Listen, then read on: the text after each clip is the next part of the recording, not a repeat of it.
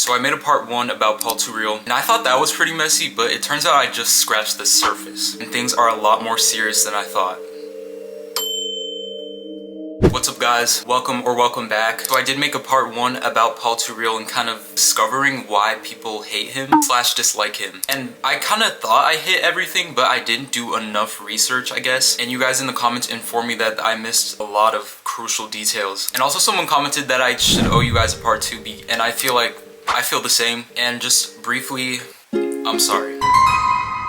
So basically in part 1 we mentioned stealing content, glazers, him being creepy to some people, and then him judging others. And some of that we're definitely going to be referring back to, but I only mentioned like surface level things involving those things, and I was informed of a lot more and some new things on top of that, so that's what we're going to be getting into today. So I recommend you watch to the end, watch part 1 if you haven't. Let's get started. So the first thing we're going to be mentioning, and there's a lot more, but this is the first one that I got confused, and that is him stealing content. So in the first part I mentioned that he stole content, which is true, but I've only mentioned that he stole content in the sense of him making a relatable video and him stealing kind of the text and the sound of the video. But that was only a minor detail in a little bit of the part, because he didn't just steal text and sound ideas in a relatable TikTok. He would steal literal clips from someone else's video, and he would take other people's videos and either just take the whole video or insert it in his own video to make it look like it was his, and gave no credit whatsoever.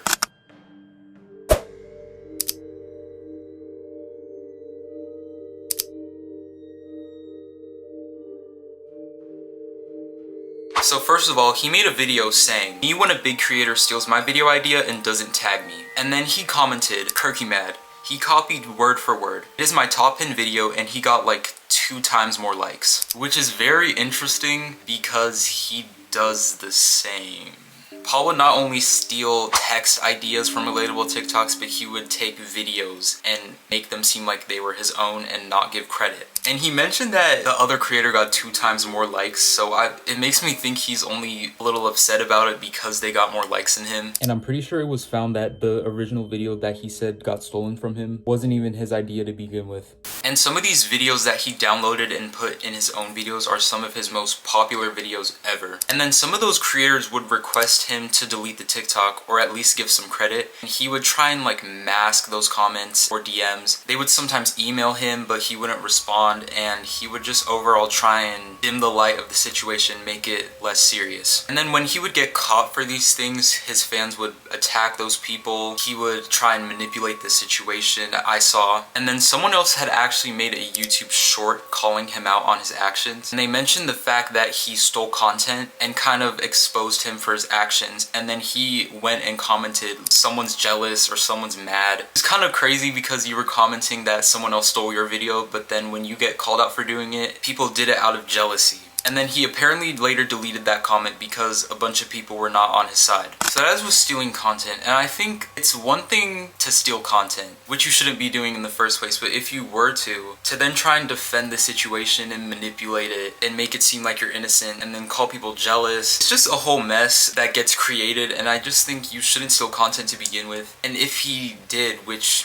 he did, you should give credit and of course apologize, especially to the people you stole from. And there is another situation that I failed to mention, and I definitely would have if I saw it. When I filmed the first video, I was delirious. It was 2 a.m. I was just trying to get it done because I was asked to make the Paul video. But anyways, let's get into it. So there are 2 big things that I didn't mention, and the first one is him manipulating people for money. So apparently Paul made a video and it was a Christmas haul, and apparently in the video it was him doing Christmas haul, and he mentioned the fact that he got socks for Christmas because things and times were difficult. And this led to like tens, maybe hundreds of people donating to him in the comments. But it was seen in previous videos before that he was buying things like electronics, Apple Watch, phone, iPad. These things were primarily before it though, and he was buying all these electronics and expensive items, but it's like, you got all these people to donate money to you, but you already had some type of money to be buying those things to begin with. And not only did he get electronics and money from that situation, apparently he made a video also saying he needed college donations or something. Someone mentioned that, and then he was seen buying more expensive things after that, the most notable one being a whole Tesla.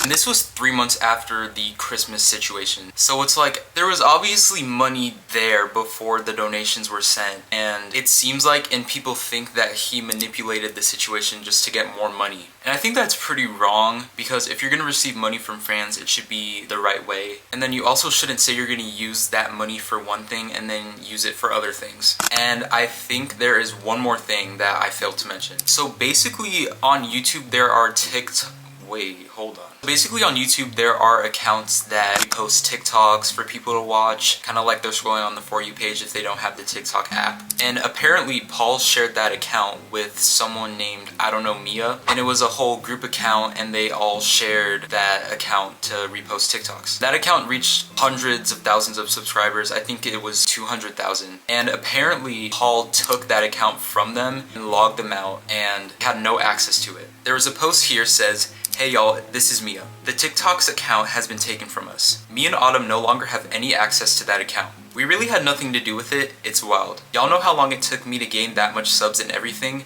That's crazy. This was my account." And apparently also he took that channel and redid everything, the name, the username, and tried to kind of mask it. And apparently she was the main owner, but then he took that account and then put in the bio, "I am the main owner, Paul." But he did eventually end up getting caught and exposed for that. And he tried to hide everything that happened, but they mentioned the owner, Mia, and she said he got scared of her telling people what happened and he blocked her.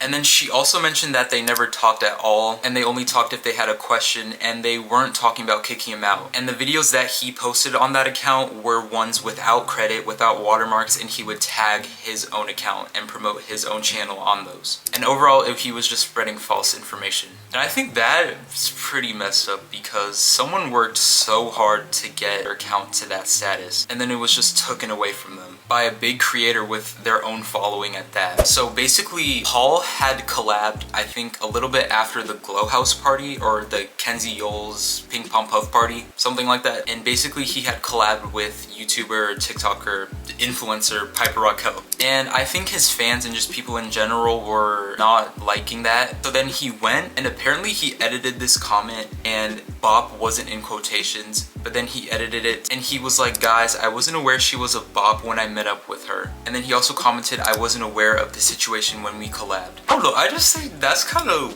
weird a little bit. Just saying like, "Guys, I'm sorry, I didn't know she was a bop, so..." Calling her a bop after meeting up with her is kind of disrespectful. And I feel like he's only apologizing because his fans felt some type of way, which kind of shows he never really... he cared more about his image than her. I don't know how she felt about the situation, but that's kind of crazy. And then one very last brief thing that I didn't mention was he is about 16 or 17, and he made a TikTok about people born in 2002, which would make them 12 or 13. And he put in TikTok, I haven't seen it, and it was like, "Oh, you can't date a person in 2012. And he was saying, "Yes, you can."